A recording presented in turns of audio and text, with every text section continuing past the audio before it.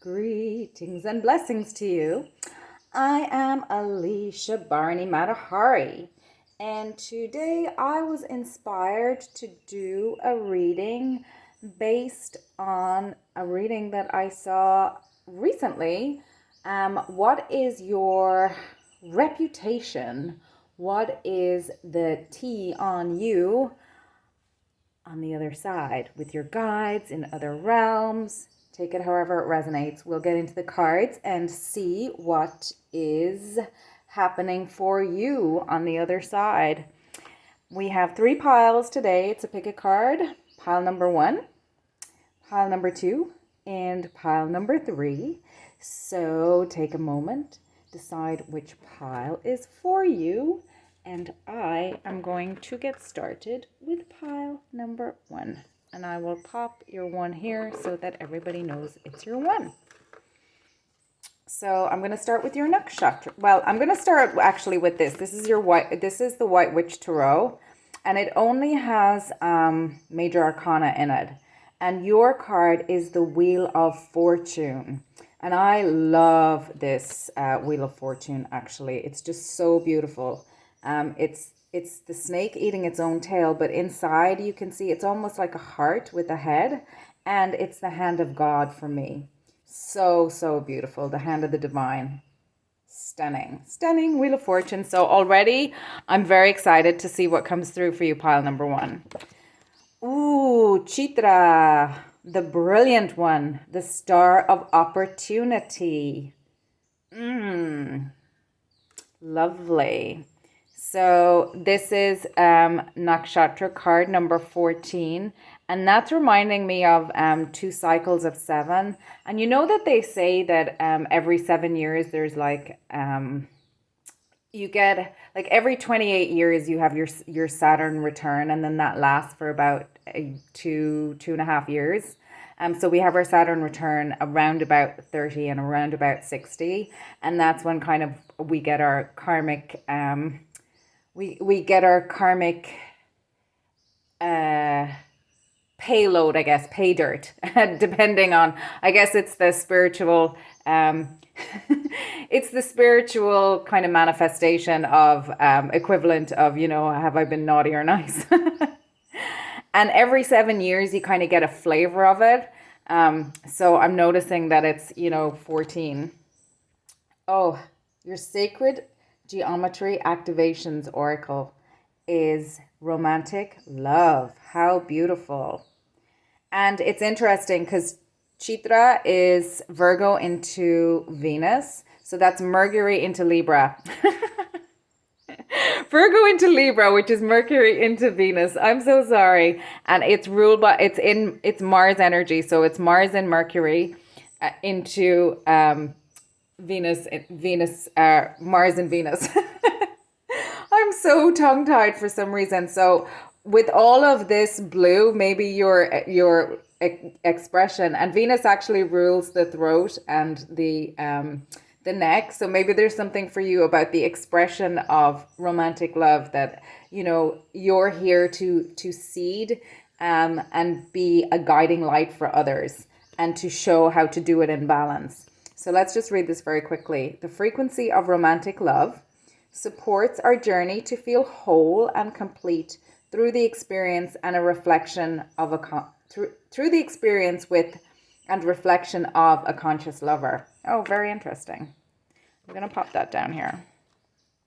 So Wheel of Fortune, we'll just push you up a little bit. And we have you here, Chitra. You've got Moose Medicine, card number 11. And 11 is a very spiritual, it's a very auspicious number spiritually. And then you've got 39, which is the pest. Oh, we've got 2 39s and 2 7s. Well, yeah, interesting. And then we've got almost the 2 echoed here with 1 1. So, and that's actually, that makes sense. Kind of, if you're here, romantic love is specifically about having a partnership. So I think you're here to really to reflect partnership with the divine on this earth incarnate. And I know we're talking about what your reputation is on the other side, but I think you really, really partner with your guides on the other side as a balanced and whole, in yourself, and leading the way to show others how to do that. So they're kind of the almost initial channels that I'm getting for you for this spread.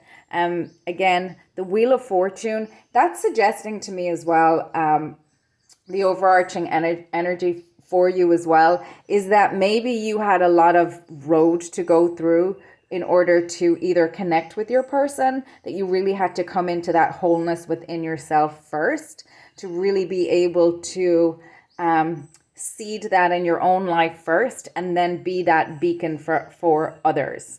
And I'm getting very strong twin flame themes, but not in the like general twin flame narrative that we hear a lot about on, you know, in the twin flame community, because I don't really buy into that there's one person for everybody kind of thing. I think when you come in whole to yourself, that you can definitely connect with another person who has come into their wholeness as well. You can connect with lower vibrating people. And when I say lower vibrating people, what I mean by that is people who have not quite purified their energy to the degree that you have. So you, through this process of purification of, you know, your how you show up in the world, how you think, your worldview, the emotions, like how you show up to your own emotions. So you can either use your emotions as something to use as energy to work in harmony with the divine plan, to tap into your own, I guess, your heart chakra, and to really know thyself and to move forward in. And I'm seeing the Chariot card. So when you're balanced and harmonized, you can go forward very easily and very quickly. I'm seeing the Eight of Wands as well in my mind. And I'm also seeing with romantic love, there's the Lovers deck, and that just comes before the Chariot, the Lovers card. That comes just before the Chariot card. It's number 6, and then the Chariot's number 7, and the Chariot is Cancer energy, and that is the moon. So I'm getting the harmonizing the emotions, harmonizing the mental with the intuitive, harmonizing the masculine with the feminine within oneself first, and then coming into union with somebody else, and moving forward as a couple. And that's what you do, not only with the other side, but it's also your kind of I guess your purpose here on this planet. Whether you decide to do that in an actual formal couple, or whether you decide to do that in the context of, I'm really actually getting couple for you. So if that's not something that you're interested in this lifetime, I'm kind of thinking that maybe yours is a different pile, or maybe you're asking about somebody who's in this kind of energy. I'm really getting strong, like in this incarnation, a divine partnership. And that to me is two soulmates who want to go on the journey together, whether or not that is something that you're involved in or that you're aspiring to at this point. I do feel like for this pile number 1, that is something that is on the journey for you. So let's get into Chitra a little bit.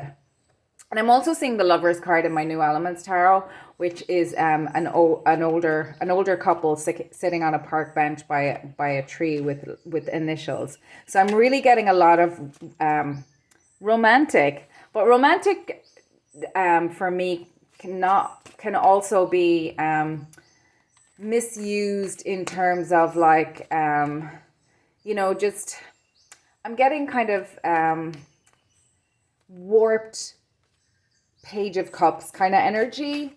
And what I mean by that is kind of like an innocence, but more ignorance than innocence, just not fully formed is what I'm saying. Like naive rather than pure.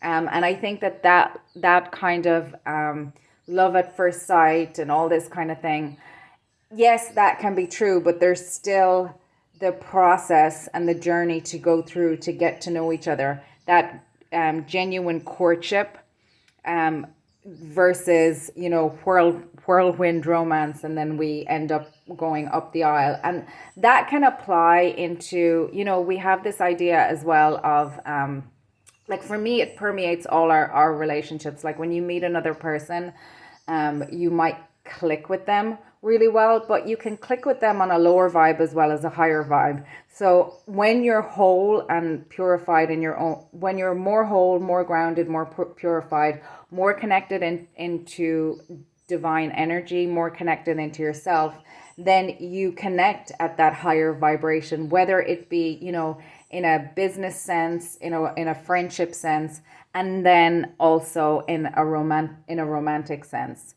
And if you think about the levels of Tantra, there's like 3 different levels of Tantra. And the first is kind of getting to know your own energy. And then the next is being adjacent with your person and getting to know their energy. And then the third is connecting the 2 energies to each other. And for me, that very much doesn't only apply in romantic love. It applies, if you create a business with somebody, for example, if you choose the wrong business partner, you could end up, having, you could ruin not only your own life, but you could ruin your family's life. And that can go south in a really terrible way that's destructive for community even.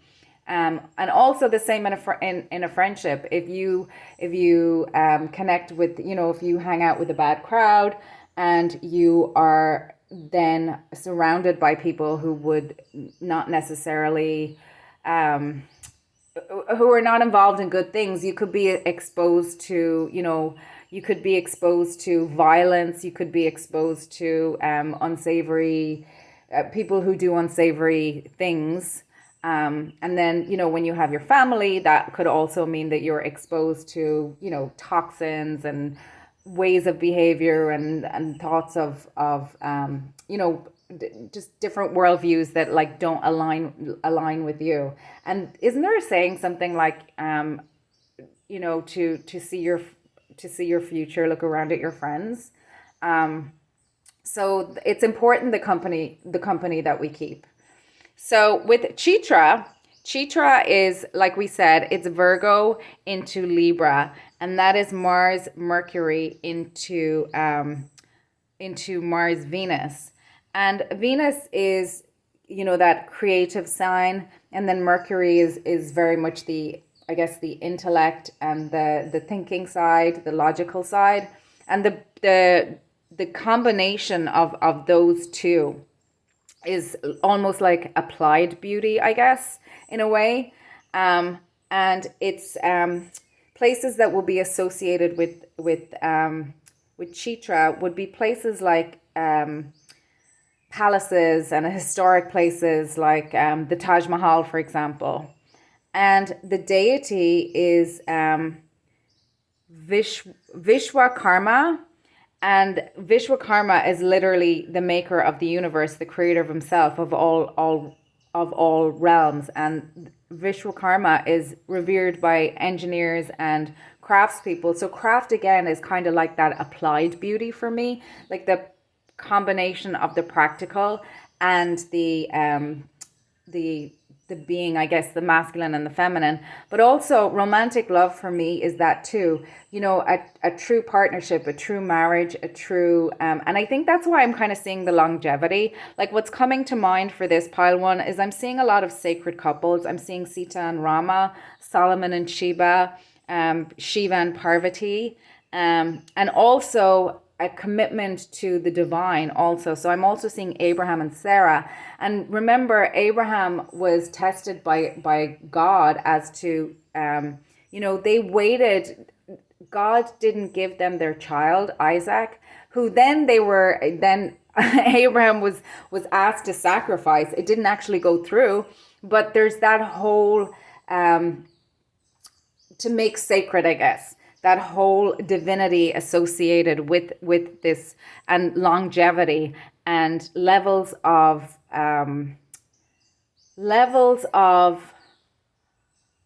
growth levels, and at each cycles of growth, and at each cycle, and we've got that with the Wheel of Fortune, each round of the Wheel of Fortune, and we talked about the Saturn return. So cycles, generations. So to have that romantic love, you may not have it in, kind of, you may or may not have it. Like, I know in the modern day, we're really taught to, well, at least in the modern Western world, there's a lot of conversation now about, women not having children, and I've heard some people come out and say recently, and I'm listening to all sides of the conversations just to hear what's being said. But there's some people who are saying that, like, women have an obligation to have children, and it just seems that a lot of that conversation about between men and women and the roles of men and women in society seem to be very much focused through this romantic lens. And I think that that's great when it works well, but when we have two unhealed people coming together and they are not able to work on their own healing inside of that relationship, sometimes what they end up doing is just causing a lot more destruction than cohesion and unity, and then that spills out into the community, and there can be all sorts of damage if along the way they don't learn to heal their own selves and work together. I think two people who are in partnership in name but not in partnership in their hearts and in their ability to be able to follow through on what that version of on what partnership actually is, like being each other's champions, being each other's supporters, being each other's best friends, but first of all being their own best friend first, being able to have boundaries with each other, being able to support each other, all those kinds of things, and being able to be honest with each other, being able to express the truth to each other, being truthful with each other. When that's absent, I think it can cause a lot more damage than not. And I think that that's what you're here really to, whether you've chosen to go it alone or whether you're choosing to go with somebody. And maybe I was looking at, who was it? Something popped up in my feed the other day. It was Barbara Streisand, and she's been married to her, I think she's married to James Brolin. But they've been married for like 30 years or 30 plus years, but she's 80 now, so they didn't get married until she was in her 50s, and I'm sure they've been married before. But the point is not everybody kind of finds that in their 20s and 30s kind of thing. So I don't think it's black and white, and the fact that you've got black here and white here is kind of interesting. And the pest to me as well is also suggesting that in those codependent relationships where, you might have a giver and a taker, like somebody, like when you have that when somebody isn't bringing to the relationship, but they're siphoning energy, one of them is and I'm not talking about breadwinner versus stay-at-home mom, or house husband versus breadwinner. I'm not talking about that. I'm talking about like having personal responsibility, having personal autonomy, whatever that looks like in your relationship. Like, we need to be able to be whole. We need to be able to stand on our own 2 feet as humans before we need to be able to stand on the truth, stand on business. We need to be able to have our no's be no's and our yeses be yeses before we can enter into healthy relationship. And that, for me, again, goes beyond the romantic, but I think this pile is really kind of shining a light on romance and Hollywood type romance as the fallacies of it through whatever life path that is that you that is unfolding for you. And that may be one thing in your first Saturn return. In your first 30 years, it might be something different in let's say 30 to 60, and then from 60 to 90 it might be something different And who knows, you might live to 120. You might have a fourth act of this Saturn return. I don't know. I mean, I've seen a lot of the theories where, we are supposed to live a lot longer than we do, but because of the way we live, that our life expectancy is shorter. And I know it's longer than it was, 100 years ago or 200 years ago, but that doesn't mean that with the human technology and the human body and the beauty that is human, that there isn't the capacity for us to live, well into the 100+ years. And I'm just putting that out there for food for thought as well.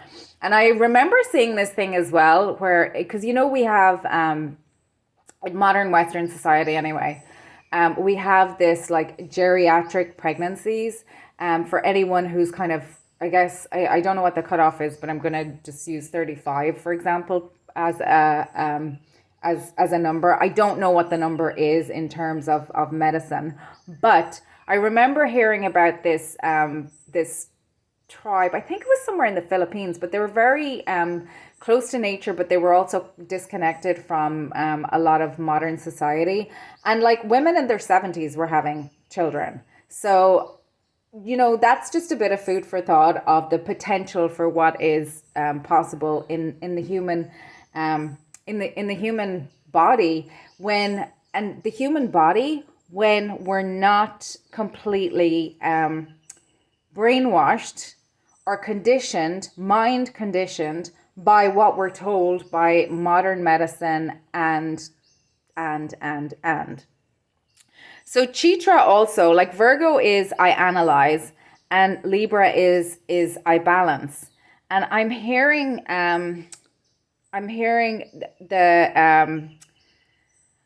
I'm seeing the scales of justice for Libra. So we're talking about balance, and there's like this dance between, I guess, the beauty and the analytical, the mind and the being and the feeling and the emotional and the walking on the earth, the natural plus what we bring into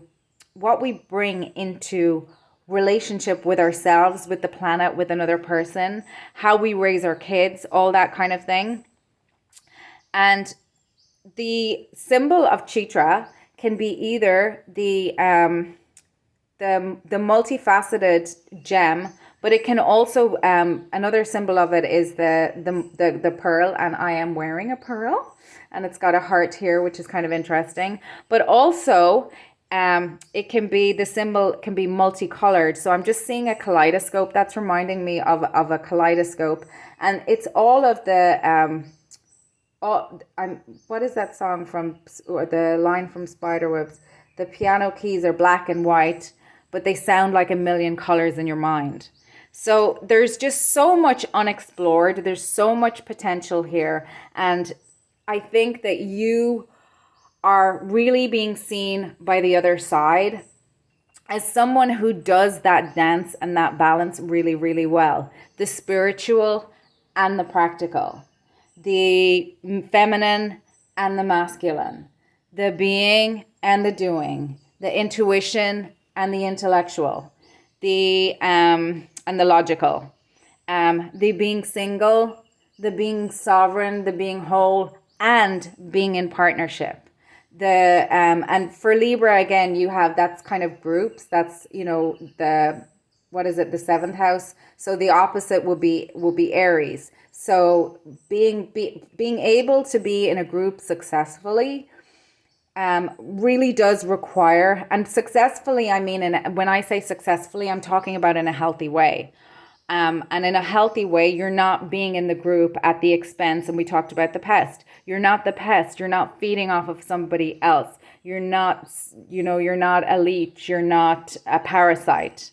And I'm I'm hearing, actually, when I was a little kid, my dad used to refer to a lot of my friends as, oh, the pest is at the door, the pest, the pest, the pest. So it was like anybody who had any needs was a pest. And it's interesting because, you know, we all have needs, and that dance of giving and taking, that giving and receiving, I want to say. Giving and receiving, offering and receiving. Because offering, like when you offer something, the other person does not have an obligation to take it, nor does when somebody wants something, does the other person have an obligation to provide it. So in order to navigate society, we need to be able to have our no's be no's and our yeses be yeses, and know what's right for us in our own energy before we combine with another person and create a family of our own and perpetuate that cycle by raising a child. And we're circled right back to Abraham and Sarah. Sarah did not, like, she was barren for most of her life, and then God gifted her a child when she was 90. And now we're back to 30, 30, 30. So her karmic return her Saturn return at 90 was this child that they were then asked to sacrifice. And I heard, it was Jordan Peterson was talking about it, and he was saying how they, the true benevolent father, the true benevolent parent, the kind of meaning of that, which I hadn't really thought about before, and I've been kind of sifting it and pondering it in my own energy, I guess, was that the true offering is offering the child to the world. So unless you can raise a child from a place of wholeness, they're not going to be able to go out into the world and be whole in themselves and balanced and healthy in a group. And I just think that that's really a beautiful foundation for family. So yes, it's nice when people have children, but I don't think it's a requirement. I think that there's lots of places where people can have other things to offer. The other thing, so my pile, your guides are telling me that you're like the true love pile. And there's a book that I read years ago that I really, really loved that talks about love and all these different strata. And it was by Bell Hooks, and it was called A New Book on Love. And it was like, you know, modern society and Western society, we're really told to think of love in terms only of romantic love. And that is really important. But as part of romantic love, it's not just about like wanting to do the thing and it's not just about wanting to have a family. It's about wanting to be part of society. It's about wanting to, you know, be in harmony with the divine plan. It's about wanting to be, you know, not be, I guess, a pest, insofar as that a pest is kind of like something that feeds off of but doesn't contribute, I guess. So again, it's that balance of offering, building, and receiving, collaboration versus, I guess, competition. The other thing that I'm noticing about, we haven't even talked about moose medicine. Moose medicine is actually really interesting because we're talking about our yeses being yeses and our no's being no's. Moose medicine is really about self-esteem. And I heard this described once that I really loved. And it was like self-esteem is the reputation that we have with ourselves. So in order for our yeses to be yeses and our no's to be no's, we have to be raised, or we have to raise ourselves if we don't get that learning at home, to really value and honor our own needs, our own desires, our own shadows, our own deficiencies. And deficiencies doesn't mean that we're bad. Like we might, you know, we all come in with a distortion, which is the old way of looking at our astrological chart. And that's basically the lessons that we're here to learn. And then we think of our south node and our north node. Our south node is, you know, what we came in with, not just our karmas and our lessons that we have to work through, but also our beautiful wisdoms and the knowledge that we've gained from past lives. And that includes relationships. And as we go through life and as we follow the divine plan and as we grow and as we evolve and as we go through, we're talking about cycles again, and we let things go and we make space for new things to come in, we're able to be activated to a new level of growth, a new level of sacrifice. And there is a law of sacrifice and forgiveness. So part of sacrifice is forgiveness, letting things go. Forgive. You're giving something up in order to make space for something new to come in. So moose medicine, what do we need to let go? We might be somebody that was needs to let go of some of our aggression or our impulsivity in order to be more measured and be able to be in healthy relationship with another, for example. And children have to do this because they have to learn that. Children are notoriously narcissistic because they just see the world from their own position. And that's normal, and it's appropriate for their level of understanding. But as they grow, you can't expect the same thing from a 2-year-old that you can expect from a 14-year-old, and so on. And I've seen a few things on online as well about women who don't grow up. You have these perpetual children, like princesses, until they're like, and it's not cute when somebody is like, with an adults doing baby voices and all that kind of stuff. It's not cute. And then the Peter Pan syndrome as well, the guys who are like, oh, you're not the boss of me kind of thing. Like, nobody wants to be your mama. Nobody healthy wants to be your mama. And you learning to give that up and to become an adult and to become the sovereign in your own energy and your own life really makes you worthy. And we have that worthy. First, you have to find the worthiness within self, and the moose medicine talks about that. And 11 is a very auspicious life path number in numerology as well. It's not quite master, but it is. It's 11 is Aquarius. It's the penultimate in the zodiac. It's number 11 in the zodiac. And Aquarius is about the higher, like the group, the doing things good for society. And you can't, if your family is, if you're building a family on codependency and on guilt and on loyalty, not because of right, or not because of in harmony with the divine plan. And I'm thinking, like, look at mobster. The only way out of there is sleeping with the fishes, or in a box. You don't want to be that kind of don't want to be that kind of family. You don't want to be emotionally extorting people in your family. That's not love. That's control. That's not something that healthy people want to be around.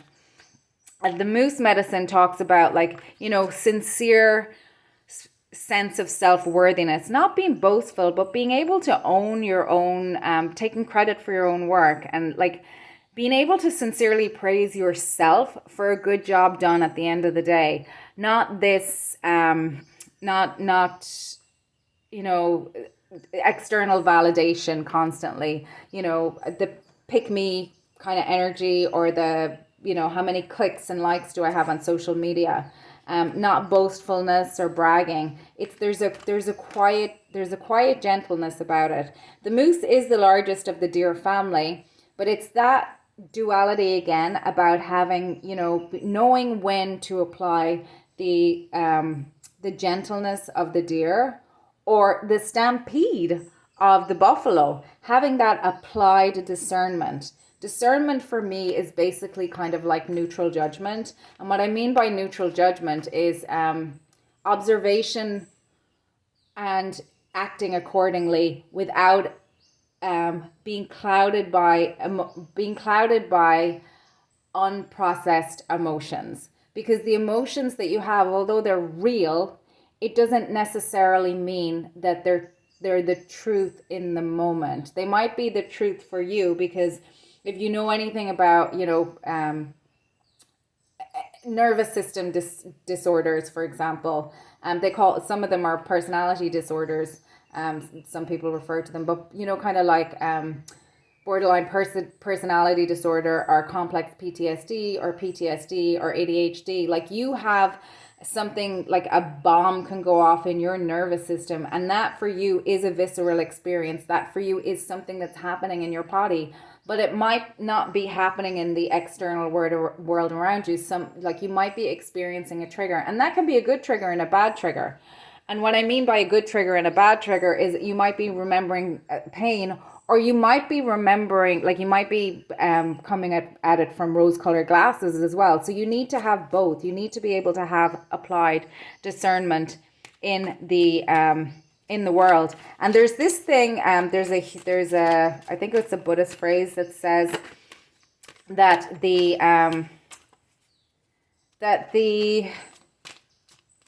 oh yeah, the person who makes you weak at the knees is not your person, because you should be able, there's no rush. You should be able to get to know the person. You shouldn't have to get into a whirlwind with them. I'm going to pull some tarot for you. First first out on deck, we have Mother of Air, and that is the Queen of Swords. So, and then we've got Father of Earth, which is King of Pentacles. And it's interesting because we were talking about building over time. That's the King of Pentacles. That is, and we were talking about discernment and the King of Pentacles. And look at these. These are two mature people in this card. I really love this. It's in the New Elements Tarot. And the father of the King of Pentacles has this, and we've really been talking about, in a family situation, like how the family is the basis for society, and the and that's what really forms obviously your basis going out into the world. And if you don't get that, it's definitely a good, in my opinion, it's a good thing to go and reparent or, work with your inner child, all that good stuff. We have the Six of Wands. Grief. I just want to cover this one up. So this is the Three of Swords. So without discernment, it's betrayal and grief. And we've got, this is representation of addiction. And we're really talking about relationships.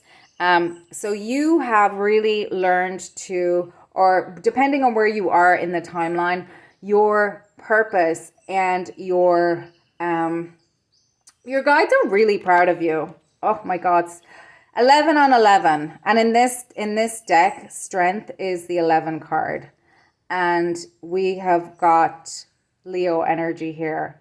That's just so beautiful. It's all about family. I really feel like you... And the Sun card, oh my gosh, pile number one.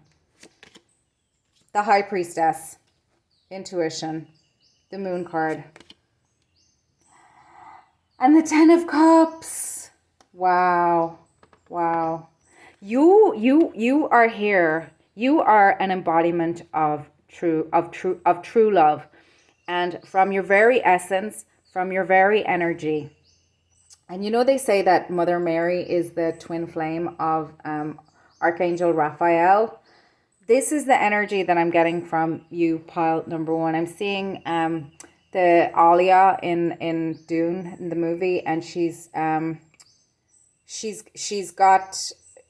the mother drinks, the Lady Jessica drinks the water of life when she's pregnant with her, and they say that she's born with all of the gifts and knowledge of a reverent mother. This is you, and it probably was activated through betrayal, grief, and pain, but you are steadfast in whatever way this worked out for you. If you happen to have joined with your person early on and you're going on the journey together, or if you're waiting for that person to come into your existence at this time still, I'm seeing both those paths for you. But I believe for you, pile number one, if divine, if partnership is something, you know, if marriage, if or whatever form of coming into union, whatever your preferences are, if that is something like human to human that you are interested in, that is definitely on the cards, in the cards for you, and you will do it. Your relationship, your union a will be a beacon of beauty and a beacon of applied beauty, applied divinity for humanity. Your soul knows how to do this right. It's your energy is just so unbelievably strong. I'm just getting really grounded, beautiful. I don't know what you've been through, but I feel like you've had a lot of pests around you. You've had a lot of people wanting to suck your energy. I feel like you've had a lot of people wanting to knock you down, take you off balance, probably even gaslight you into, not shining as bright as you do. Maybe taking opportunities for you, keeping you bound in circles rather than allowing you to progress through the cycles that is natural for you, maybe trying to keep you away from your 10 of cups. And through that journey, and again, we had the idea of the pearl, and I'm wearing the pearl again. So the pearl in the oyster is like the irritation that gets in. And through your work with the other side and your partnership with the other side, with your guides, through tapping into your intuition, through grounding into the earth. And I'm seeing a lot of relationships for you, relationally, and of course Venus rules over relationships. I feel like your romantic, your partnerships, your relationships in the community are revered, and I think that they're probably even envied quite a bit, whether or not you're aware of this. And of course we have success, and look, it's denoted by being out in space, being a satellite. I think that your relationships, people may very likely covet you, and the creation begets creation. You're very good at redoing, at cycles, at letting things go which no longer serve you. You've been through betrayals. You've probably been in codependent relationships, but you've overcome that. Look, you have the strength, the sun, the high priestess, followed by the 10 of cups. I mean, your energy is powerfully balanced, radiant, but also you have the ability to have a light touch, and you also have the ability to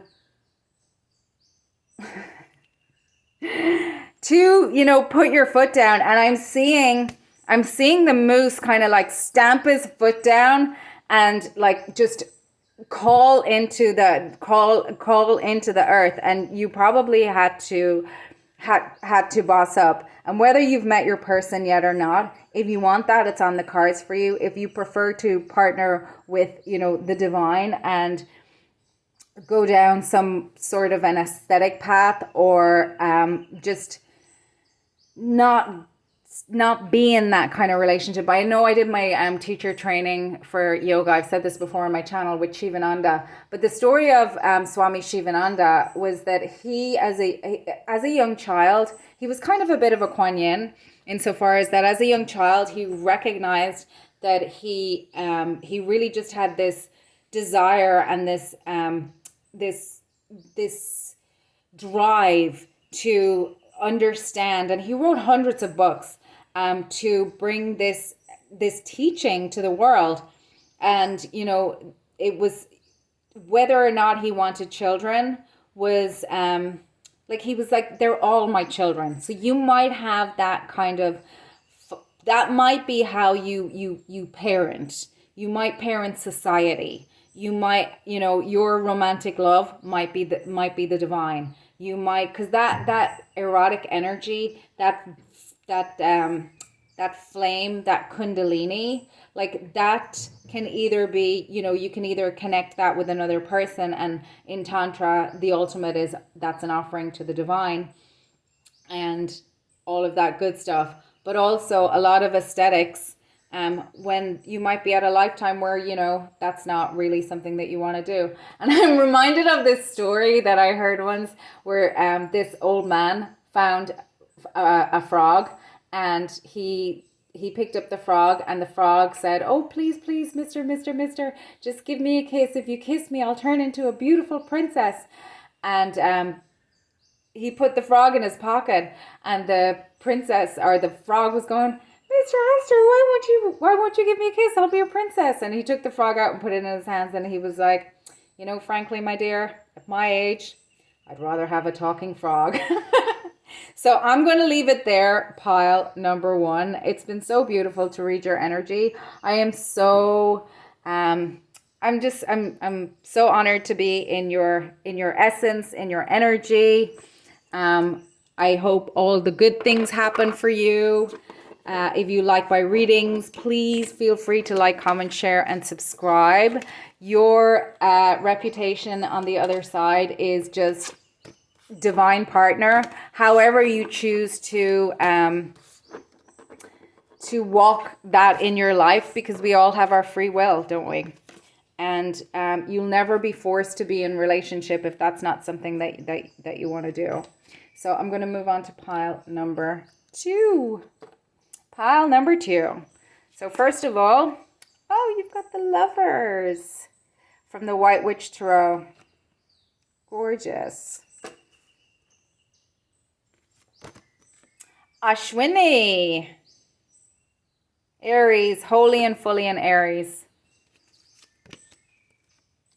Heart chakra. The frequency of the heart chakra, the green flower of life, supports our capacity to love deeply and unconditionally. Its healing properties harmonize the mind and the body. The mind and the body. Interesting. I'm always saying the heart is a portal, and that's really reminding me of that. Rabbit Medicine, card number 30. And the Key Holder from the For Love of Dragons deck, card number 31. Nice. I'm just going to take a little sip of water. Okay. Ashwini. So what is your reputation on the other side? You are Spirit's Ace of Cups. You are love incarnate with the Lovers, with Ashwini. Ashwini means, it literally translates as horsewoman. It's K2 in Mars, and K2 is the south node of the moon. So we've got that duality between feminine and masculine. And the Lovers is the choice card, as well as being the Lovers, I guess. And Aries is fully in Aries, and it's the first nakshatra of the zodiac. You have active, movable, star of transport. And Aries is Mars energy, as we said. And what's interesting about Aries is Aries is the twin sons of the sun. That's a bit of a it's a bit of a mouthful. And it's horses are really associated with both speed, but also, if you think about it, impulsivity. We say, for unbridled passion, there's something about like the energy. There's a lot of energy, but out of control, it can be dangerous. Unbridled anger, unbridled passion, depending on how it's used, like it could be harm causing. Number one, I'm hearing, the big cheese, the big kahuna. And also there's an element of, with the horse, there's a delicacy also as well as a strength. And it said that the horse was gifted to Earth by the Pleiades, which is interesting. And the Kumars, who were the twin sons of the suns, they were the physicians to the people, to the animals, and to the gods. So there's that idea of connection up through the Mother Gaia, through the animals, through the people, through the gods. So incarnate, like there's that reminding of the heart chakra, like this, its healing properties harmonize the mind and the body. So with the animals, we have the body and the spirit. With the earth, we have the spirit. With humanity, we have the earth, the spirit, and then the mind, like the awareness of the mind. Animals have a mind too, but they don't have an awareness of having of it to the same way that we do. It's more unconscious, but it's there. It just works differently. And of course, as humans, we think that ours is better. Are superior, and in one sense it is, because animals are more 2D and humans are more 3D into 4D, 5D, depending on where we are in our I guess in our evolution of consciousness. But the heart chakra is kind of that mediator, the transmuter, the portal that allows us to settle our bodies and to connect with God, to connect with the divine. Rabbit medicine is beautiful. And Ashwini also is about speed and strength and passion. It's the star of transport. It's kind of like, as we were talking about the body, it's interesting. And the body the heart chakra is air chakra. So that's also mind energy. So the star of transport is interesting because it's K2. And the star of transport, it's like there's the physiology on the micro in the body, and then we have the macro being the transport. So like literally being able to tap into being able to withdraw into our body, and to be able to kind of like just not be distracted by that world out around us. And again, I'm thinking about Yoga Nidra, which I probably mention in nearly every reading that I do. The withdrawal of stimuli and going into our body, and our body being in technology, being able to be in that place of stillness. And then I'm hearing that Rumi quote again: to understand the stillness, we must understand the dance. To understand the dance, we must understand the stillness. So that being able to be settled in our energy, to be able to lie in Shavasana, and to be able to go into place our awareness and our mental mind on the different parts of our body, and to be able to be with that no matter what's happening in our lives, no matter what's happening in our emotions. And to be able to be in that place is the gateway to, it's basically the gateway to meditation, to those and the other realms, to time jumping, to quantum jumping, to being able to project our consciousness, back and forward, to be able to go into past life regression, to be able to remote view, to be able to astral travel, all those kinds of things is the basis of all of that, being able to be in our body. So it's that combination again.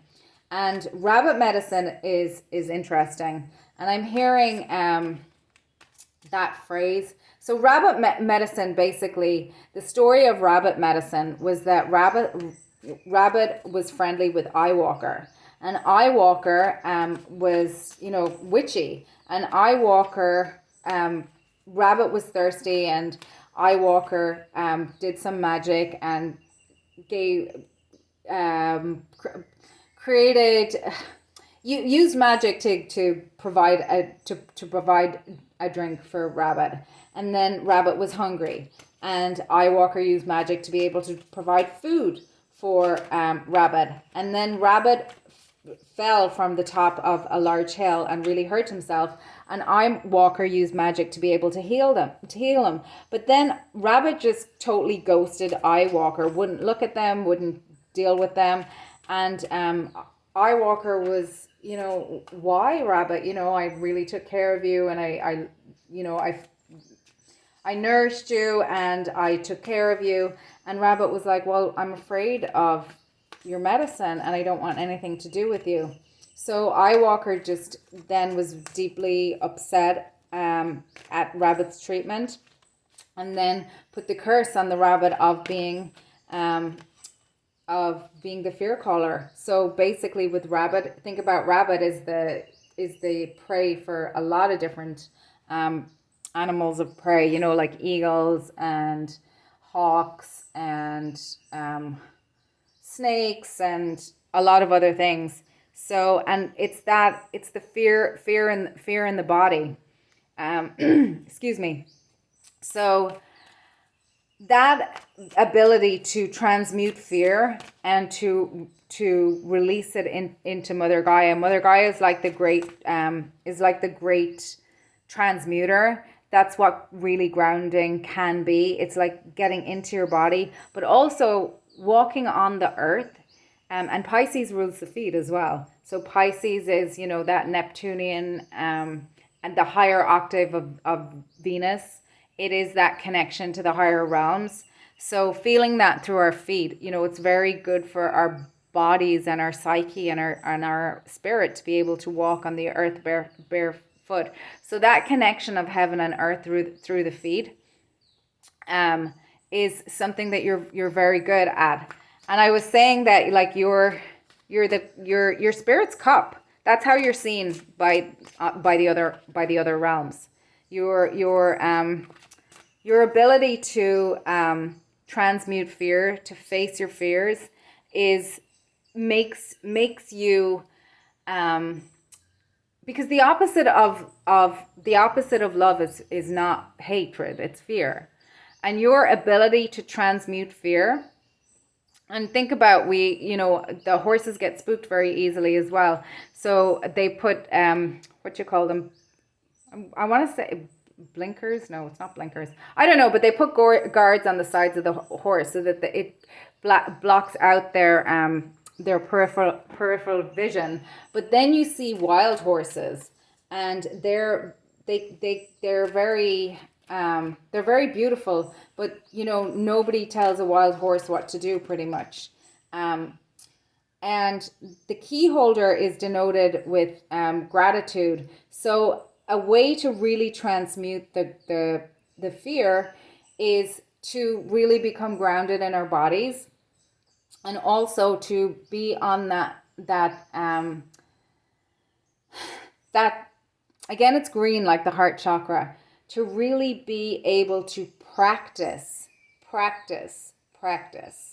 Not just to say to ourselves, I am grateful, but to really actually embody that, to be grateful, to hold gratitude for the fears, the challenges that cause the fears, and to harvest the learning. Like there's an alchemy at play, and your people on the other side, your spirit team, the other realms really see you as someone who has the key, who really knows how to, has learned how to very, very expertly be able to be around fear and be around fear of other people and lead by example, to take these challenges that life throws at you and to be able to make good decisions. Remember, we said that the Lovers was the choice card, to make good choices from a discerning place. Become grounded, deal with your emotions. You might be someone who Mars rules the body. You might, like through exercise or dance or something, you might really feel, and even music, you might feel music in your body. Like nothing really, in my experience, um, really can change the energy as quickly for me as like movement, and especially movement with music. And you know, you can feel the vibration. Like I love the cello, and I love the like the those bass and space in music for me, like that really really, and a lot of different a lot of texture in the music that really really works for me. But it depends on my mood, you know, and I can really move emotions through my aura and through my energy, through singing and through movement and through music. So, you know, whatever that is for you, you found whatever it is that allows you to be grateful. And I'm hearing that ABBA song, Thank You for the Music.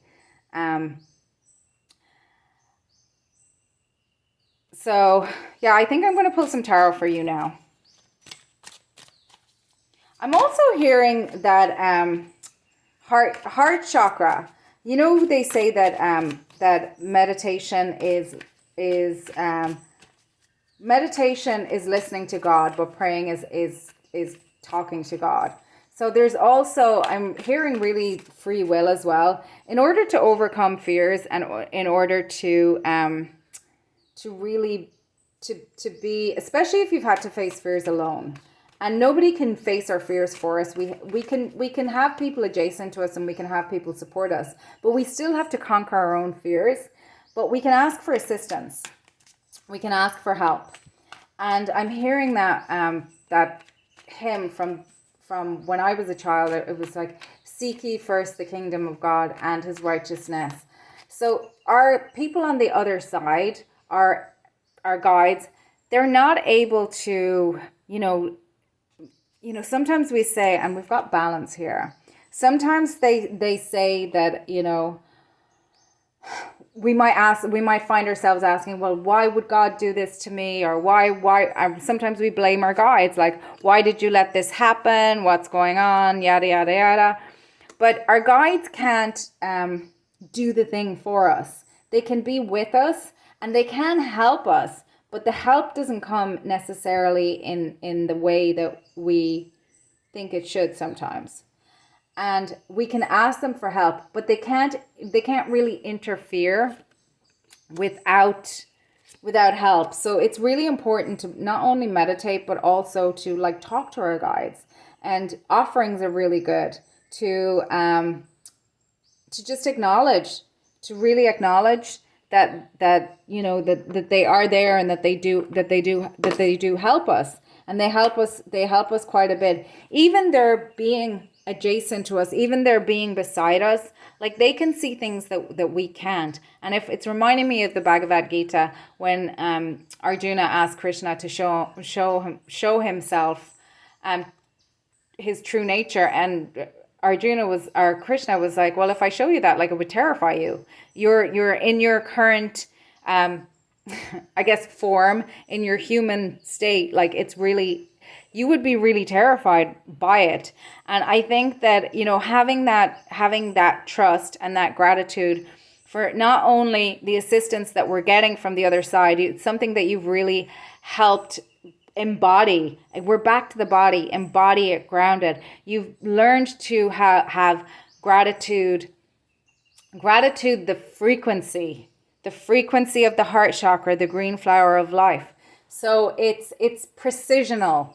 It's not like, you can have all the good intentions in the world, but if you don't do the thing to bring you to that frequency, if you're not tuned into the right channel, you can't get the information. If you don't do your purification work, if you don't tell yourself the truth, if you don't, and insert whatever here, you don't get that same access. Your guides might be around you showing you things, but if you haven't cleared up your own environment enough to be able to hear them, there's not a lot that they can do. And that's when sometimes we can experience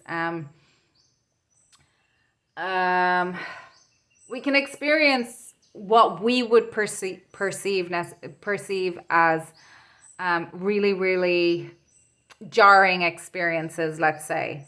And sometimes when you have that level of understanding that it needed to come down, like I quite like the towers now. It took me a long time. I was like, no, not another tower, not another tower. But a tower is just that the a tower doesn't have to be always bad. A tower can be like the falling of a paradigm, of a worldview, and then you move into another worldview. Sometimes it is. Sometimes it's like, I'm hearing that phrase, what is it? Scorched earth. Sometimes Camelot does burn down. Sometimes the life before as you knew it is gone. But when you have that understanding, of how to master your own fears, and when you can shine the light of awareness, and you can shine the light of love, and you know who you are, and you can be grateful that these challenges that are coming your way are helping you grow and build and be balanced in who you need to be to put down your burdens. And look at all this orange in the background, and it's really in this, and he's a warrior here. In this case, it's really speaking to me of your ability to get to achieve balance. And he's on one leg, and he's got the infinity sign, and he's up in the air. It's the Two of Pentacles, but he only has two pentacles. But there's a joy about his two pentacles, and they're representative of not just balance but also infinity. He just knows that this is it's just a stage, it's just a place. And all this orange in the background is telling me of your ability, and we have the infinity down here with the magician again. All of this is that your ability over your life path to use that emotional energy, the intuition, to really, emotions or energy, to really take the energy, the charge from those challenges and put them in to create something new. You've got the Fool card. You've got the World card. I mean, you are able to, and the world's the Wheel of Fortune. I'm sorry, not the world. The Wheel of Fortune. You're so adept, and you've got the King of Pentacles, you've got the Chariot, and you've got the King of Cups. So you're so adept at mastering that challenge energy, which most people just get afraid of. And I'm hearing that phrase. So you've done a lot of shadow work. You're the other side is like, look at all this major arcana. They're like, you are spirit's offering to the world. You are cosmic love incarnate. You are love over fear incarnate. You're able to build and transmute and move forward with spirit in such a beautiful way. And you do it in such a discerning way, making great choices from your heart space, in harmony with the divine and the earth, but also your masculine and your feminine. And over time, like, you've really just learned how to, like, dexterity. Like, you're magical. You're a walking magician. And you've mastered cycles. You've mastered Wheels of Fortune. Like, you're an expert at, like, just wow. You're an expert at, like, taking whatever life gives to you and being present with it and using that to drive you forward into the next cycle. And I think you're probably, you've probably been through a lot of cycles. But I'm seeing so much green for you in this spread. And we've also got a lot of nighttime as well. So I'm getting a lot of moon and sun energy for you, pile number one. You are, like, you're so balanced, you're so integrated, you're so measured. You've learned how to really be your own healer first. And at the core of you is that what resists, what is that, What you resist persists. You've been, and I'm hearing that phrase, being afraid of your shadow. You're not afraid of your shadow. You have walked squared right up to it and looked in the mirror and said, what do I need to do? Your ability to deal in truth is awe-inspiring. Absolutely awe-inspiring. And also I love this Two of Pentacles as well, because he's got the ocean behind him, and it's a calm ocean. He's on one leg, he's balancing, he's like, he knows that he has built within him the ability to navigate this. So beautiful, pile number 2. I'm going to leave it there. If you like my content, please feel free to like, comment, share, and subscribe. And I do hope to see you at another reading. Wow. So, yeah. You guys are powerful. So powerful. So powerful. So, pile number 3. Pile number 3. Okay, pile number 3. You have got the Strength card from the White Witch Tarot.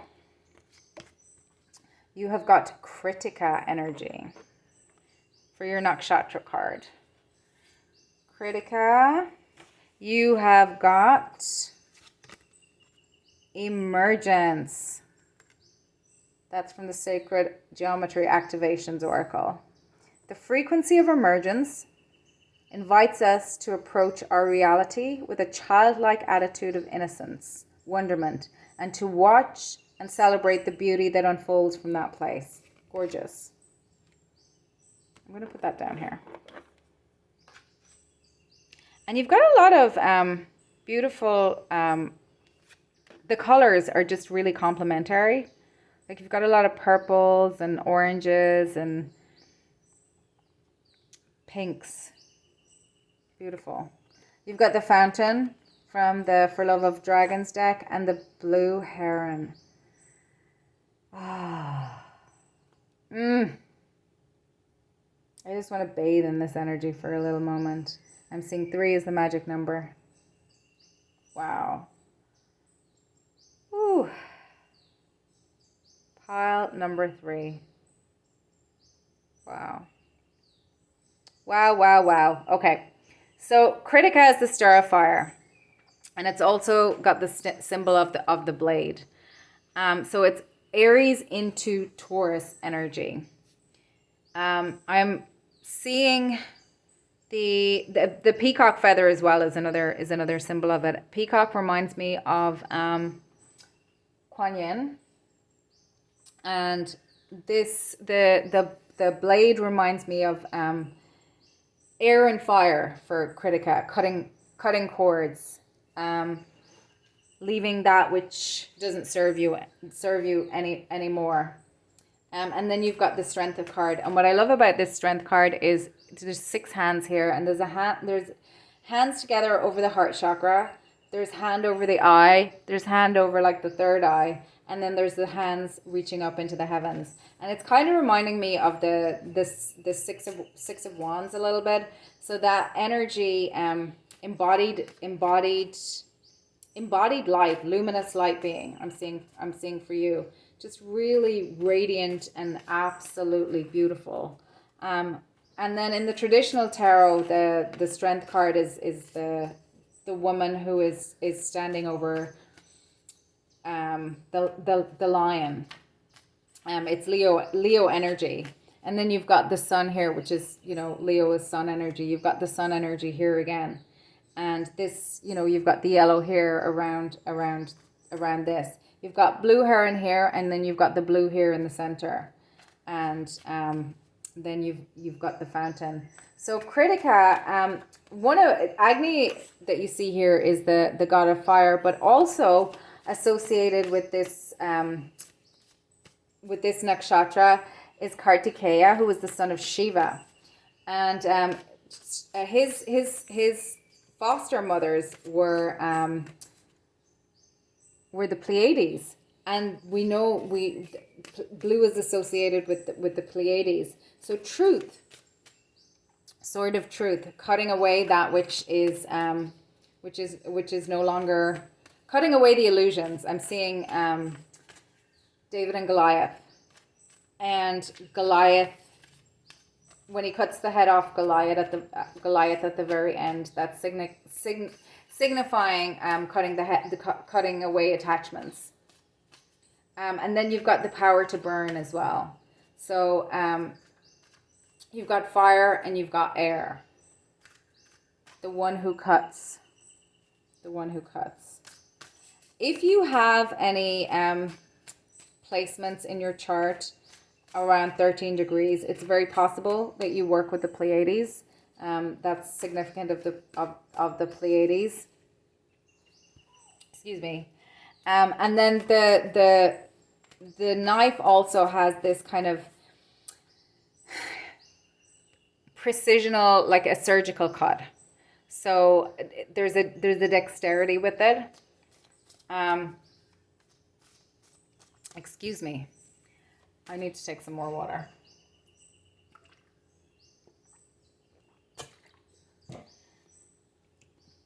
I'm also thinking fire breath with this as well, with Kritika. It's the purification. And if you think about fire breath is kind of similar to the Kriyas in yoga. So you've got the, what is it, Kapalabhati, and that's a purification of the breath. So the breath is purifying. The fire is also a symbol of purification. We've got purification, explosive, forceful, independence, life sustaining. And Kartikeya we said he was the son of Shiva, but he defeated demons. And Agni is the mediator between heaven and earth. Which makes sense. I'm seeing a lot of rituals like the pujas for this card, and I'm noticing how in the background it's pretty much, it's very white, so I'm getting a purity. And Aries is the first sign in the zodiac and into Taurus. It's the, I guess, the birthplace of the sun. Aries represents children, or well, it's the youngest sign in the zodiac, so it's that kind of like the what I'm trying to say is that it's the youngest sign in the zodiac. So there's a inner child imagery coming to mind for you. And the white, it's giving me more kind of, but not so much as in inner child and purity. That's what I'm getting. That's what I'm getting off of this card for you, pile number 3. A lot of purity. The blue heron medicine is really interesting, actually. It's really, really beautiful. And it's talking about emergence, which is interesting that you've got emergence here. So the blue heron medicine, it's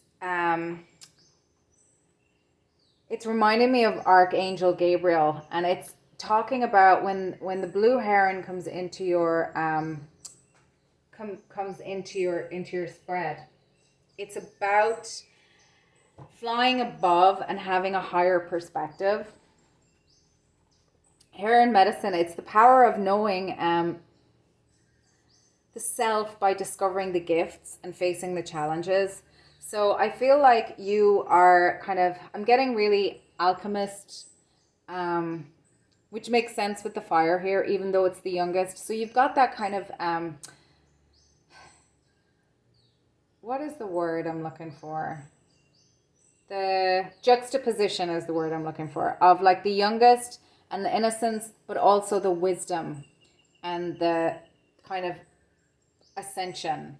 You've with play with the heron and with Kritika. And I'm seeing very much a walking alchemist, ascended masters. Like you could very well be I'm getting that you're a very high pure being incarnate. So you're a very old soul. You may very much resonate with being of another realm, or coming from another being of the starseed kind of indigo child kind of lineage. Being the orphan as well. You may have come from a family that you've had to cut away from. And I was watching this thing the other day as well, where it was showing how, I don't know why I'm thinking of it, but the showing a shark, the orcas, they can with absolute precision, they can take the liver out of a shark.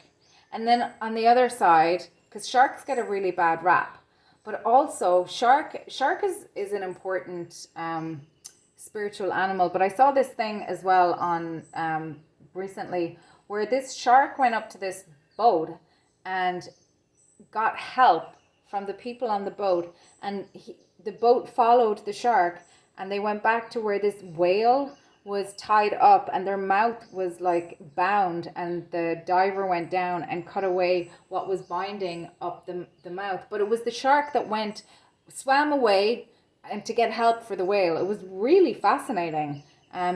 Sharks very much get a bad rap. So you might have to bare teeth sometimes, and you might have gotten a bad rap for, kind of having to stand in the gap, or having to stand up for something, that having to stand up for the truth, because we've got truth very, very strongly, and having the strength to be the one to call out the truth can often not get you a lot of praise. It can get you a lot of ABUSE, to be honest.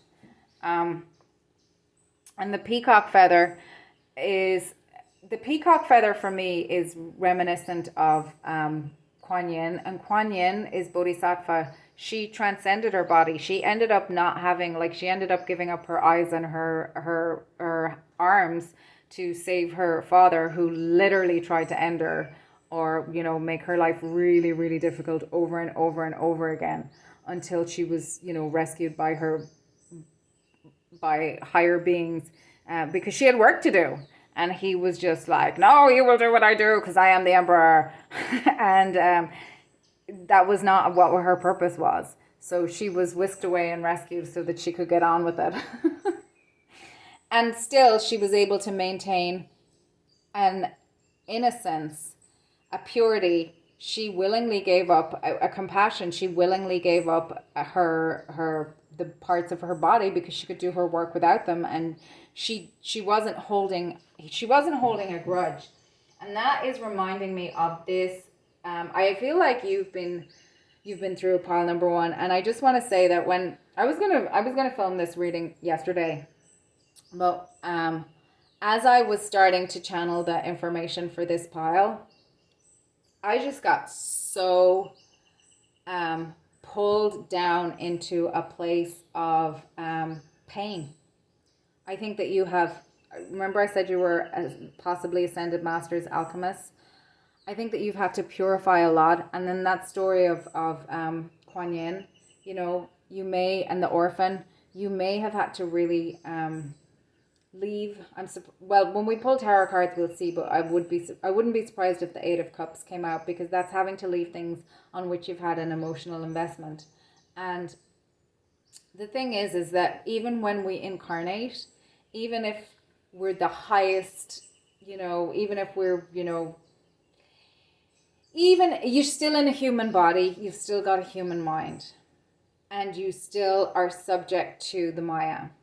So you still have to process all of that. And anyone who channels and anyone who does this kind of work will know how much people think, before you start doing it. And I haven't been doing it that long, but I've always done kind of other kind of stuff, like not on YouTube. But people really misunderstand how much energy actually it takes, and how much time it takes in order to, center yourself. And I'm hearing with the strength card, it's all right for you. You're strong. To maintain that strength, to be the pillar, to be the one to stand in truth when everybody is against you. I feel like I'm hearing Seven Nation Army from well, I love there's a cover version of it. It was by the White Stripes originally. But I feel like I'm getting Joan of Arc vibes from you as well. That, you know, you're really someone who has had to be an emissary. I'm seeing Archangel Michael and Archangel Gabriel. You have been a beacon of truth. You've had to stand strong in the truth. And you have most likely been punished for it. Probably vilified for it. There's a lot of stuff playing out in the media right now about, you know, he said, she said, and which side is right. And one thing is for sure that when there's he said, she said, somebody's not telling the truth. And in order to stand in your truth, like often people who have the resources and people who will play dirty. If you won't play dirty, you will be smear campaigned. And if you it's not a given that you'll be smear campaigned, but if you're up against somebody who's willing to lie, it takes time for the truth to come out. It just does. And the time when the truth comes out, it doesn't come out in the way that you think it's going to come out. It doesn't come out in your vindication. It doesn't come out in, you know, the people that perpetrated serious injury upon you. They're not the ones who, by the time that they come around, if they come around, you've already moved on to something else. And how God rewards that, or how your higher self helps reward that, is that you clear up that toxicity in yourself. And what I mean by toxicity is any propensities that you have towards, you know, pick me, people pleasing, all those kinds of things. You learn for your yeses to be yeses and your noes to be noes. You get so strong in your own energy that you do not tolerate nonsense from yourself and from other people. And it doesn't mean that you don't interact with those kind of people in the world. You do, but they're no longer in your inner circle. They no longer get a vote in your life, and they no longer sit at your table. And, you know, some people just, you know, withdraw altogether because, you know, until they don't. In that hermit phase, you're definitely somebody that has been through dark nights of the soul. And I'm getting that Jessie Reyes song, Love in the Dark. So there might be some messages for you in that as well. But also to go through that amount of nonsense and to be betrayed by your family. Whew, that's pain unlike no other. And I'm hearing King Lear, Lear, the Shakespeare play. King Lear, there's a famous line in that. He has 3 daughters, and Cordelia is the youngest, and she has this innocence and purity about her. But King Lear's famous line is like, how sharper than a serpent's tooth than to have a thankless child. Well, no, because King Lear was mad. He went crazy in the storm. And the fool is one of the main characters in it. And the fool has the king's ear. And it's actually the other way around. How sharper than a serpent's tooth than to have a parent or parents and a community who will wrongly slice and dice you for their own end, because they have not done their work and have not done their own healing. How sharper than a serpent's tooth? How much poison is it to dump your baggage on the next generation? Because, you know, they say that the next generation, like the way it kind of works is family trauma. It amplifies from generation to the next generation. So I feel like you're my pile of generational curse breakers. You've been through it. As I was trying to say earlier, and I just totally went off on a rant, was that I was overcome with the feeling of pain, and pain that you had to walk alone. And I remember reading something that's part of this, that is a part of the spiritual path, is that point of feeling forsaken and being forsaken. And that Love in the Dark song by Jessie Reyes, your guides were always there. You were never alone. And I'm hearing that quote now, sometimes spiritual adepts like the dark, because in the dark they can see their own light, and that's by Claire Nocte. And to maintain that level of purity and to maintain that level of compassion, having been through that and not be turned by it, and not to sacrifice who you are, and maintain the strength of the truth, and maintain the strength of divinity, and to maintain the strength and dignity of being who you are, and saying no to people that you absolutely do love, but you realize that they're not capable of loving you back. To be able to maintain that through the pain takes a very, very strong person. And in order to be gentle, to be able to master, to purify that level of grief and pain, takes time, energy, sometimes decades. You know, you might have foregone a lot of things that you thought were in your life path, or maybe there was like some serious delay, because you can't build anything when you're defending something until the penny drops and you leave. I'm also hearing that song, it's called Revenge by Danger Mouse and Sparkle Horse. And it's like, what is it? Pain is a matter of sensation, but somehow you have a way of avoiding it all. In my mind, I've shot and stabbed you through the heart. I just didn't understand the ricochet is the second part, because you can't hide what you intend. It glows in the dark. Once you've sought the path of revenge, there's no way to stop. And the more I try to hurt you, the more it hurts me. Strange, it seems like a character mutation. Though I have all the means of bringing you efforts down, I can't make myself to destroy upon command. That is you. You just refuse to do it. You're like, you are not going to turn me in. Your mistreatment and your abuse of me is not going to turn me into you. You are my, I think you probably have a lot of Chiron stuff going on. And I think last year or the year before, there was a lot of stuff going on in Chiron as well. Chiron moved, I think, out of Aries. I forget. Anyway. So I'm sure, like, Chiron's the wounded warrior. So I think you dealt with that a lot. I'm hearing celestial emissary, divine emissary. Like, you are literally, you're a celestial, benevolent being incarnate. That's who you are. Blue Heron medicine also talks about emergence. And emergence in this case is the emergence of the truth.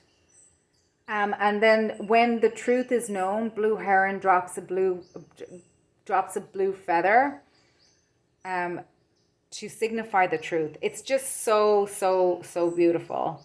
And I'm hearing that ABBA song as well. Chiquitita, tell me the truth. I'm a shoulder you can cry on. Your best friend, I'm the one you must rely on.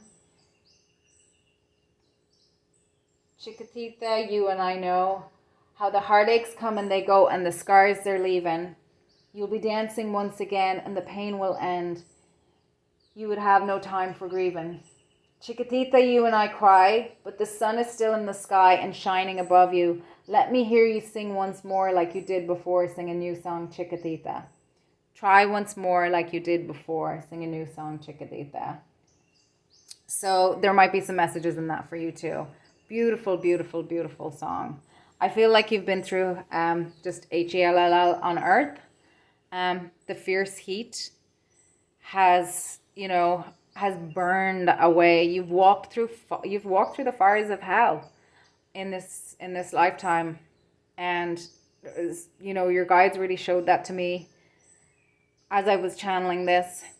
The Pleiades are with you. You could be a Pleiadian starseed. I'm going to pull some tarot pretty soon. We haven't even talked about emergence yet. So emergence is kind of talking about almost manifestation. So again, the purification echoed. So the clarity, the truth is kind of the center. And we've got the white light there at the very center, which is, for me, that's like, you know, the portal to the spiritual essence, like the white flame, because the white flame contains all the other colors, and the white is really Archangel Michael, and then you've got the blue, which is the truth, and that's really strongly giving me Archangel Gabriel as well. And then you've got the purple around here, which is the connection to spirit. And then you've got the yellow and the orange, and that's significant of, and even a bit of red. So that's like through the root chakra, the grounding and the creativity. So I feel like you're probably really creative. Pile number 3, whether you know it or not.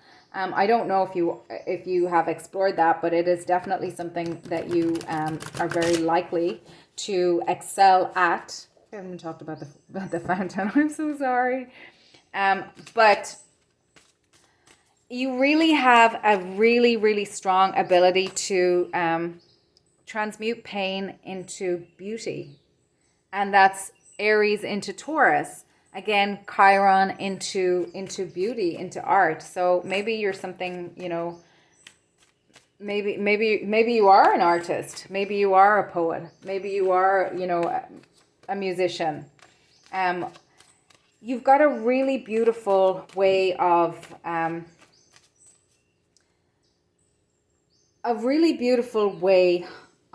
connecting the body and the spirit and the mind. The mind is also, I'm getting the throat chakra, I'm getting the body with the red, and then I'm getting the body, the spirit, and the mind with the purple. And if you think about it, so our ascension to, have you ever heard that phrase that like the mind it's a wonderful servant, but a terrible master? Well, you've really managed to master your mind, your mental activity. And mental activity is not the same as thinking. Mental activity can be just, you know, worrying, or can be just freaking out. And that's not helpful. You've learned how to harness that energy and direct it.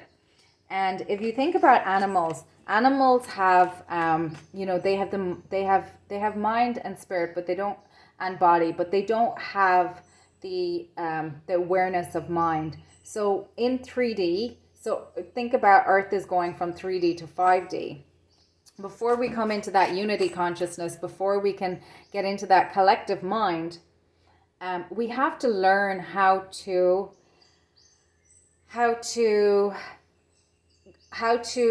integrate our mind with our body and our spirit. So it's like, even though we're a step up from animals, like once you add that in, there's confusion, and until we've mastered it, like there's a lot of scope for abusing it. And that happens because we have a lot of you know, especially in modern society, like narcissism is really rewarded. You know, we really praise, I was listening to somebody talking about, you know, NFL players, and they were saying that, you know, a lot of the NFL players, like they're really good at one thing. But then there's, and I don't know anything about football, so I'm just kind of quoting or trying to remember what they said. But a lot of the NFL players, they go into the NFL and they get a lot of money, but then they end up broke because they haven't learned how to do a lot of other things. And some of them don't, obviously, but some of them do. And then there's that thing with lottery winners as well. Like, it's better to be the King of Pentacles. It's better to to take the pentacle journey. It's better to and I listened to I think it was Dave Ramsey who was talking about the NFL actually, but he was like going, the best thing to do is to don't bother with, you know, changing, you know, getting the way you can consolidate your loans and move your debt around. He was like, it's much better to change your behavior, because even if you clear all your loans, if you're not a credit card person, you're still going to end up back in the same place you were, where you need to address it as at the root, where the behavior issue is. And a lot of us haven't been taught how to do that, and that's something that sometimes we have to teach ourselves how to do. And sometimes it's not. Sometimes, when you get too much too soon, a lot of lottery winners, for example, they end up broke within a few years because they haven't learned they don't come from wealth, so they don't know how to manage large amounts of wealth. They don't know how to generate wealth. They just know how to spend it when they have it. And that's not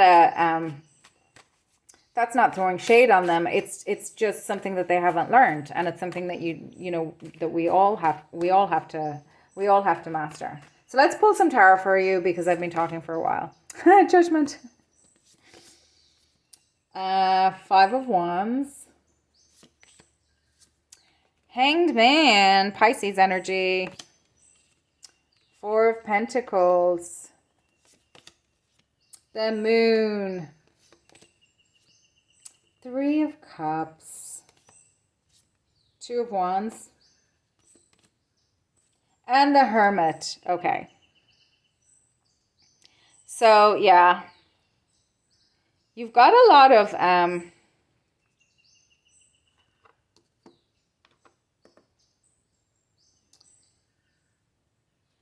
you came in, I'm seeing like I'm seeing you as being this again, I'm hearing celestial, ethereal, you've got an ethereal energy about you, and I think you've been drawn into a lot of conflict.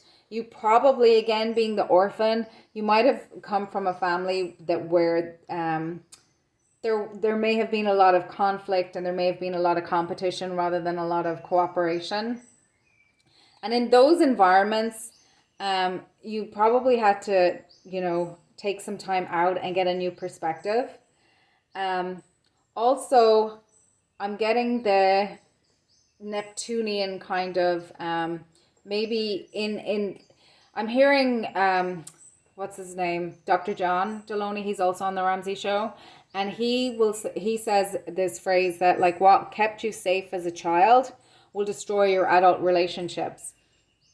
So this card, like, he looks miserable, even though he's got his 4 of Pentacles, and he's sitting on, he's on, sitting on, his seat there, and he's got, like, he's holding one pentacle close to his chest, and he's got his feet on 2. So there's like this really holding on kind of clinging energy about this card for me. I'm noticing a very lacking in kind of creativity and stuff. So I think in the environment that you grew up in, that there was not, or maybe it was a relationship you were in, I don't know. And probably if you were in that kind of relationship, maybe it's something that you learned in your formative years. But this kind of, I'm also getting kind of hanging around from this. And what I mean by that is, like, maybe it wasn't safe for you to shine. Because see how he's upside down, and you've got he's got the halo here, but it's kind of almost hidden. It may have been really ungrounded, and the root chakra is up here, and then the halo is down here. So maybe it was very ungrounding through all the conflict, and you may have incarnated into a family where there was a lot of karma that needed to be cleaned up, or that there was family trauma that needed to be cleaned up. And I think you ended up having to really, the moon is intuition, and then of course you've got the light and the dark, just both looking up to the moon. The moon is intuition, it's depth, it's emotion, it's fears. So you might have had to really, really face your fears. And we forgot to talk about the fountain, actually. The fountain also talks about water doesn't. Have you ever heard the phrase that water doesn't wash, it remembers? So I think you really came in order to not only help to clean up family trauma, to be a cycle breaker, a curse breaker in your family, but also to do that in the community at large. Um, I, I'm not seeing so much of your own karmas, to be honest. I'm seeing more kind of societal karmas, that you're here to really work on. In this card, I feel like this is you with your guides, like in your own intuition, in your own space, in your own body. Again, yoga nidra might be really powerful for you. Being around waters, you probably get a lot of downloads in the shower or in the bathtub, or maybe, when you go into the ocean and you have all that prana. Being alone, I think that you probably have learned that being in your own energy and being in your own light is very fulfilling for you, and it leads you to your intuition, and it helps you see through the illusions, and then it helps you make better decisions about where you want to go in life. Again, I'm seeing either you've had to cut away from either your own thoughts and patterns. Well, we all, I mean, any of us on the spiritual path really do. Again, it's optional. Spirit never requires us to not exercise our free will. Spirit always gives us the option to exercise our free will, but with that comes consequences, and we've got the Judgment card for karma. I felt so much. I just felt so much that this pile, if this doesn't resonate, I really do suggest that you try another pile. I really felt so strongly for this pile that you have been through so much. And I don't know where you are in that journey at this time. But this incarnation, you've just been probably gaslit a lot. You've probably just had people reflect back to you, not the value that you know that you have, like not the truth. And I think probably creativity, oh my God, inner child attunement, go within, listen, loving parenting. I feel like you've really, like, this is over the orphan card and the blue and the truth.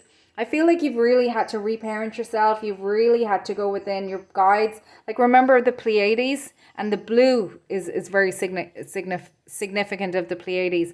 I feel like you've really had to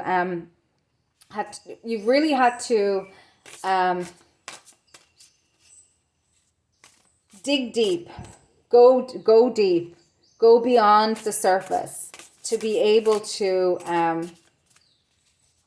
find that clarity. Because what I'm with the heron, it's clarity, and the heron flies over the lakes, and I'm seeing a mirrored lake, just reflecting back the truth.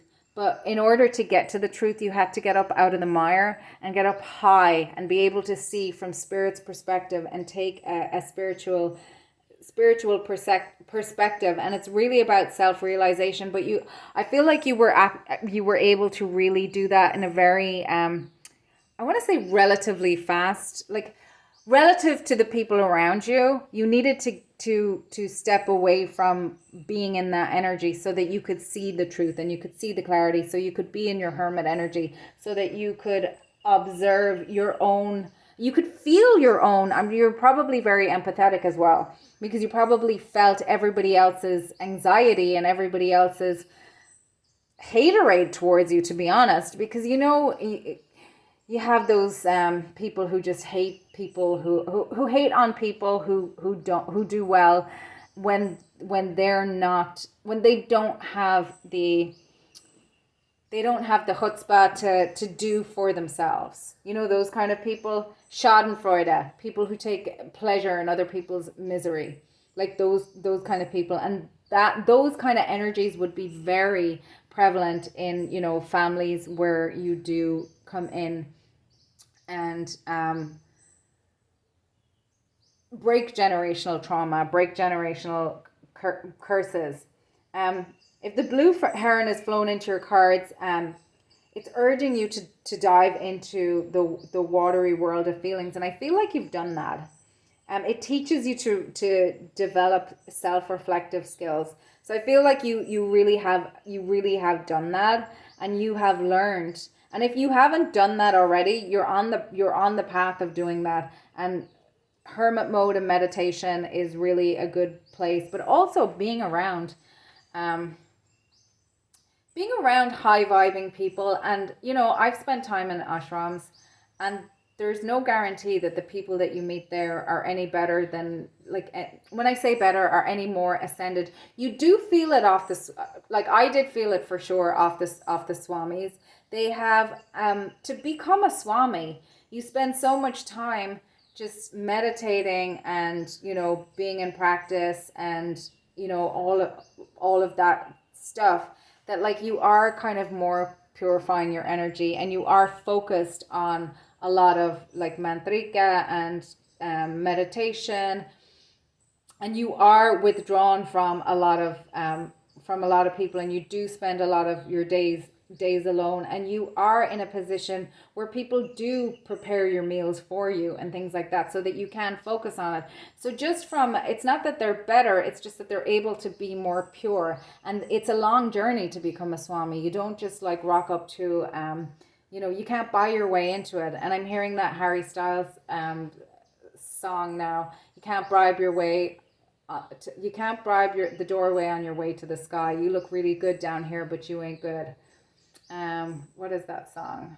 Stop Your Crying Now. Sign of the Times, Harry Styles. So it's really about learning sincere worth, as opposed to being entitled. There's a big difference. Like opening the heart, right to love and be loved. Like really Lemurian guide, beautiful. And guidance. Yeah, you're a guide for sure. And the lots of heart chakra here. Look at her golden hair. It's a unicorn. Unicorns only show themselves to the pure of heart. Sister, friend, teacher, infinite universal love, inner compass, support, trust, guidance. So you're incredibly pure and incredibly loving. I'm getting that you could have had past lives in Atlantis. And Lemuria is not a place. Lemuria is a frequency. And I believe that you were needed to seed that energy on earth. Back to that revenge song. Although I have all the means to bring you efforts down, I just can't make myself destroy upon command. You just won't do it. You just won't do it. Your energy is just so beautiful and pure, but also so strong. And I think you've been alone a lot, and I think you enjoy being alone, actually. And I think it takes a really pure person for you to open up, and you may have had to learn that in difficult ways in these can't write this, rising to Pleiadian frequencies. I do believe that you are connected to the Pleiades in some ways, for sure. And you've got the hummingbird here. You've got a gentleness and a strength, and you've got just incredible, just really ethereal energy from you, pile number 3. I'm going to leave it there. I am really I'm really happy to have you in this community. I'm glad that you're here on this earth at this time. There's lots of crazy things happening. I'm sure you're feeling all of it. If you like my content, please feel free to like, comment, share, and subscribe. And I will see you again, I hope, at another reading. And sending you so much love. And I hope wherever you are, whatever you are, that you are finding your people. and that you do call, that support that was not there for you at some time is coming in for you, or is present in your life at this time. Wherever you are, I'm sending you just so much love and light. So bye, pile number 3.